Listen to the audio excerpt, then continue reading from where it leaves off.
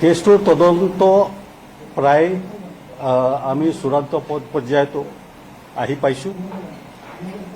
আমি অহা 12 ডিচেম্বৰত কেছটোৰ চাৰ্জশ্বিট আদালতৰ সন্মুখত দাখিল কৰিম। 12 ডিচেম্বৰ অহা 12 ডিচেম্বৰত আমি কেছটো চাৰ্জশ্বিট দাখিল কৰিম। সেইখিনি মই আপোনাক লোকক জনাবলৈ আজি আহ্বান কৰিছিলোঁ। হ'ব।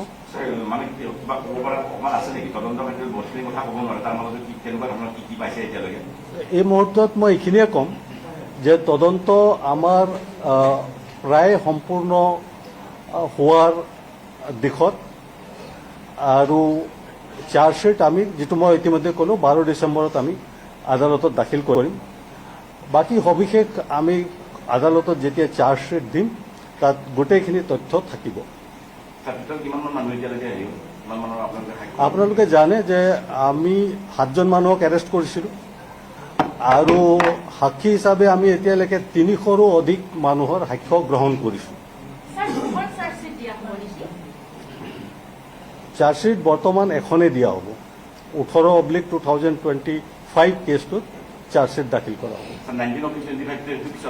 সেইটো তদন্ত এতিয়া চলি আছে। সেইটো যথাসময়ত আপোনালোকক চাৰ্জশ্বিট কিমান পৃষ্ঠা হ'ব কি কথা এইটো সময়মতে আপোনালোকে গম পাব। যেতিয়া আমি চাৰ্জশ্বিট দাখিল কৰিম তাত সমূহ তথ্য থাকিব আৰু দাখিল কৰাৰ লগে লগে আপোনালোকে গোটেই কথাখিনি গম পাব।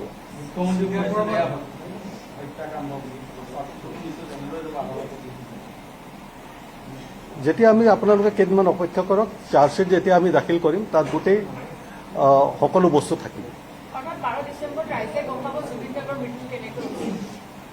নিশ্চয় 12 ডিচেম্বৰত চাৰ্জশ্বিট দাখিল কৰা হ'ব। তাত গোটেই তথ্য আপোনালোকে গম পাব। ঠিক আছে, ধন্যবাদ।